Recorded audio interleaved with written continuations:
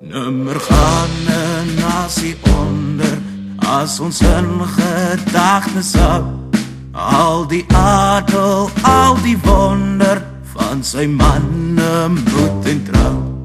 Trots die wêreld se misnoë, trek ons vol vertroue voort. Ons is kinders van die groot trek, nasie enig van sy soort. Ons het hier 'n plig en strewe in ons land Suid-Afrika, wat ons dien deur heel ons lewe, soos ons volk dit van ons vra. Hou dan koers, ons mag nooit weifel, laat ons fakkels helder brand, dat ons nasie nooit weer twyfel aan die toekoms van ons land.